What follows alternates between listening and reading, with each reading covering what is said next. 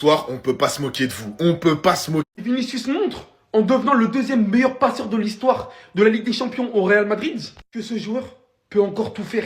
Bon bah là ce soir, on peut pas se moquer de vous. On peut pas se moquer de vous. Je suis choqué. Je m'attendais pas à ça en si peu de temps avec Arbeloa en coach. Le Real Madrid qui inflige une humiliation à l'AS Monaco en Ligue des Champions. Avec Mbappé qui retrouvait son premier club, il a pas perdu de temps. 4e minute, direct buteur. 11 buts en 6 matchs. Il est déjà à 11 buts en Ligue des Champions. Bon, bien évidemment, il a pas célébré pendant les buts, la grande classe. Vinicius Junior qui s'invite à la fête, il a mis un but, les gars, je vous laisse voir. Là, sur son but, j'ai reconnu le vrai Vinicius, le grand Vini. Il prend la balle juste ici. On pense qu'il va la faire à son coéquipier à gauche ou à droite, mais non. Il continue, il va dribbler les deux joueurs. Il va se mettre sur son pied fort, pied droit, et il va envoyer une lucarne. Le gardien, il a rien pu faire. D'ailleurs, c'est impressionnant, Vinicius en Ligue des Champions, c'est déjà le 2e meilleur buteur de l'histoire, et il est qu'à 3 différences de Ronaldo. Bellingham aussi buteur en fin de match. Je pense que vraiment ça va leur donner beaucoup de confiance pour continuer au sud de la saison. Parce que là pour le 2e match, je crois c'est le 2e match d'Arbeola, tu colles 6 buts en Ligue des Champions, tu peux que retrouver de la confiance. Et les gars, je vous le dis, le Barça, faut pas qu'on se relâche parce que là on a perdu quand il y avait le match de la CAN, tout le monde a pas vu mais on a perdu.